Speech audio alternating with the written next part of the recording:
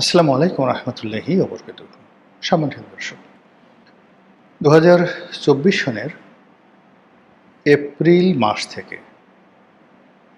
আজ অবধি, মানে 2025 সনের এপ্রিল, 2026 সনের এপ্রিল, এই পুরো সময়টি আমাদের জীবনে এতটা দুর্বোধ্য যে আমাদের যে সিক্স সেন্স রয়েছে, আমাদের যে সিভিক সেন্স রয়েছে, কমন সেন্স রয়েছে, এগুলো দিয়ে আসলে কি ঘটেছে আমাদের রাজনীতিতে আমরা বলতে পারছি না।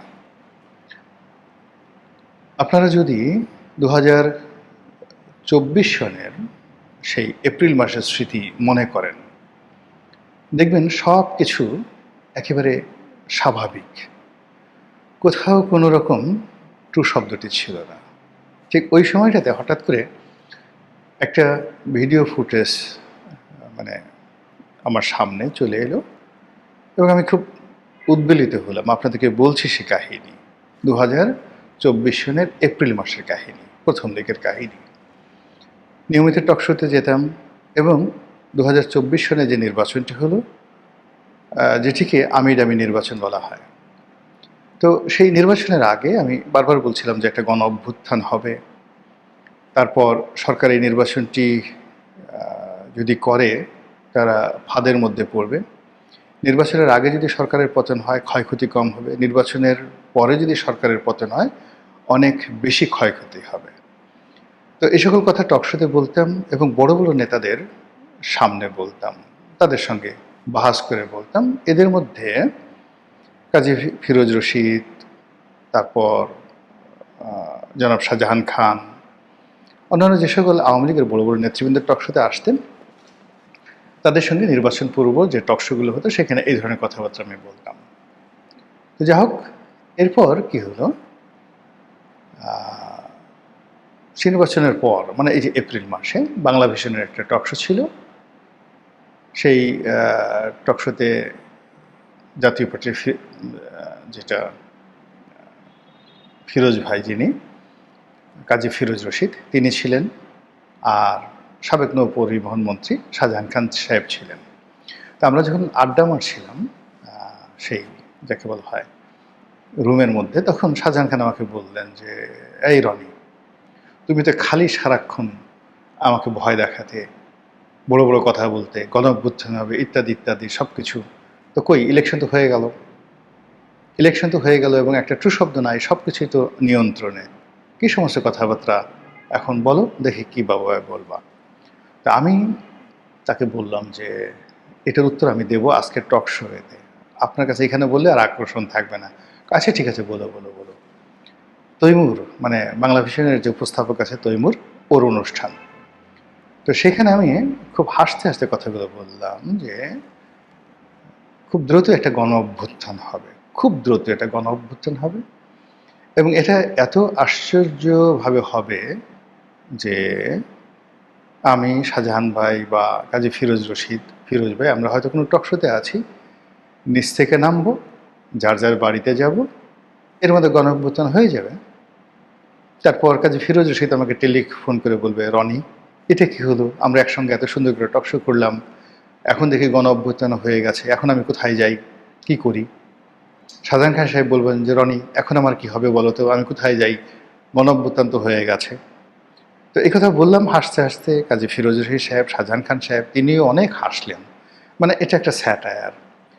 দুর্ভাগ্যজনক হলেও সত্যি যে আগস্ট মাসের প্রথম সপ্তাহে, প্রথম দিকে, অর্থাৎ 1, 2, 3 তারিখে যখন ঠিক এইরকম ঘটনা ঘটছিল, একেবারে হুবহু আমি যে কথা শাহজাহান খানকে বলেছিলাম ঠিক সেম ঘটনাটি শামসুদ্দিন চৌধুরী মানিক সাহেবের সঙ্গে আমার ঘটেছে।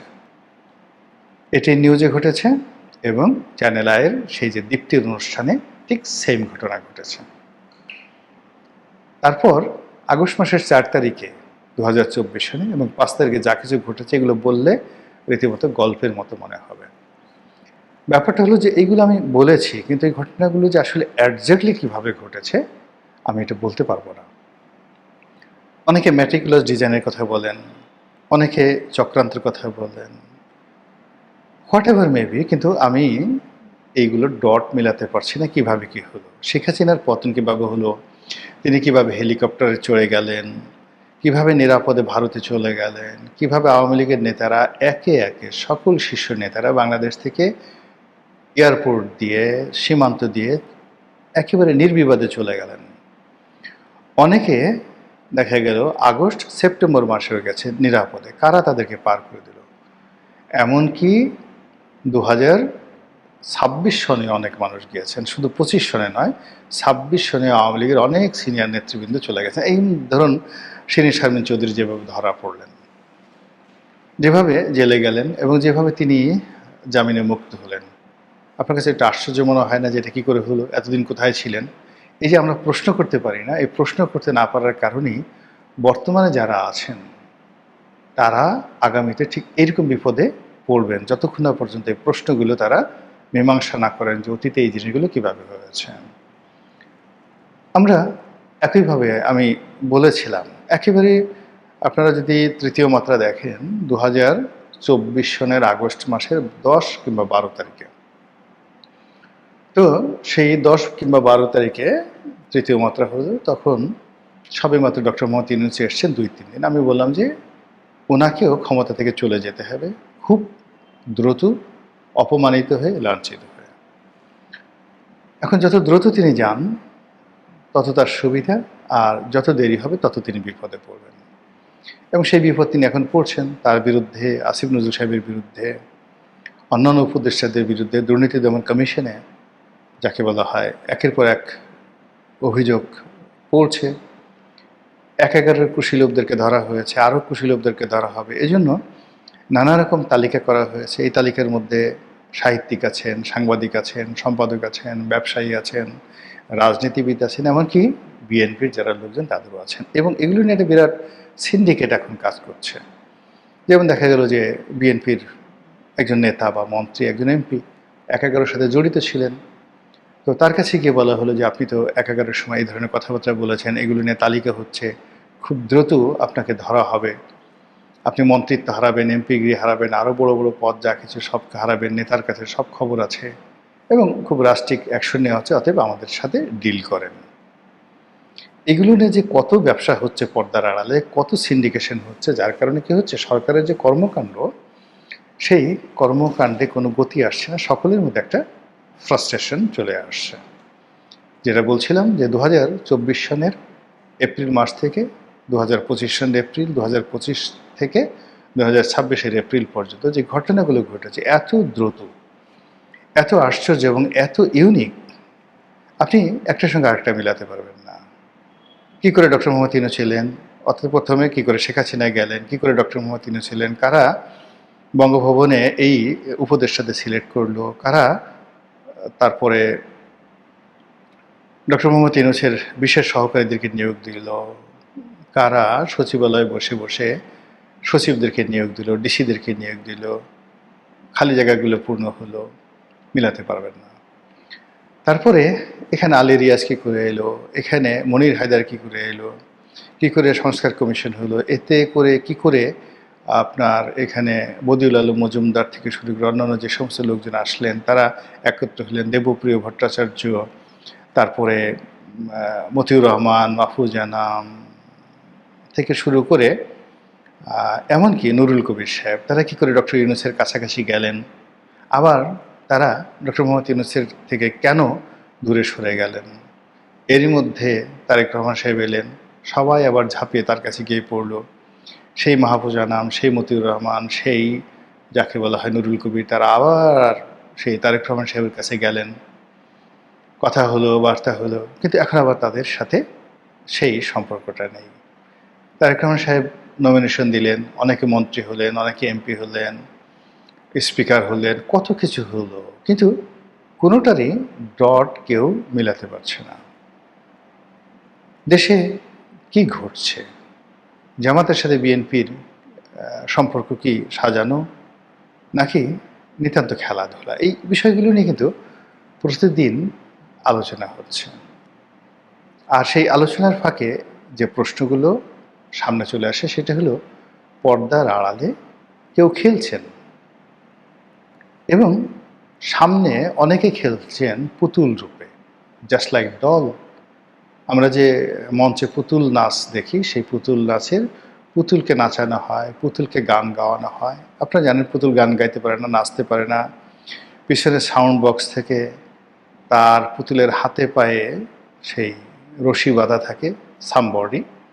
তারা সেই পুতুলকে দিয়ে কখনো যুদ্ধ করায়, পুতুলকে দিয়ে কখনো অভিনয় করায়, গান গাওয়ায়, ঠাট্টা মশকরা করা ইত্যাদি নানা রকম পুতুল নাচের যে দৃশ্য আমরা দেখি রঙ্গমঞ্চে, রাজনীতির ময়দানের পুতুল নাচটি আরও মারাত্মক, ভীষণ রকম মারাত্মক। এখানে যদি একবার কাউকে পুতুল বানানো হয়, আর কেউ যদি একবার রাজনীতির যারা নেতৃবৃন্দ রয়েছেন তাদের হাতে পায়ে শৃঙ্খল বা শিকল পরাতে পারে বা রশি বাঁধতে পারে, আর একবার যদি সেই রশি অনুযায়ী তাদেরকে নড়াচড়া করাতে পারে, তাদের অর্থাৎ যারা পিছনে খেলোয়াড় তাদের ইচ্ছা মতো রাজনৈতিক নেতৃবৃন্দের মুখ দিয়ে কথাবার্তা বের করতে পারে, তাহলে কম করে হলেও এই ধরনের একটি অবস্থা থেকে বের হতে একটা জাতিকে 12 বছর সময় লাগে।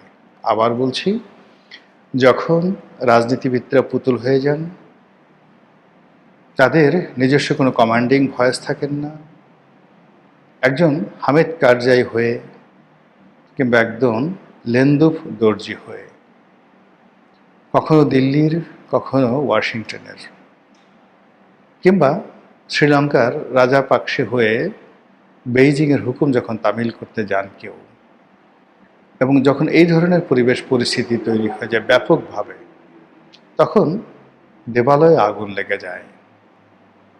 তখন কোনো কিছুই আর স্যাক্রেট, পবিত্র থাকে না। প্রত্যেকটা জিনিস সেই কলুষিত হয়ে যায়। তো সেই কলুষিত দেশের যে রাজনীতির বিপর্যয়, সেই বিপর্যয় থেকে আবার ঘুরে দাঁড়ানোর জন্য সময় লাগে কতদিন? 1 যুগ নয়, 1 যুগ মানে মানে 1 দশক নয়, 1 যুগ। 12 বছরে 1 যুগ হয়, কম করলে 12 বছর।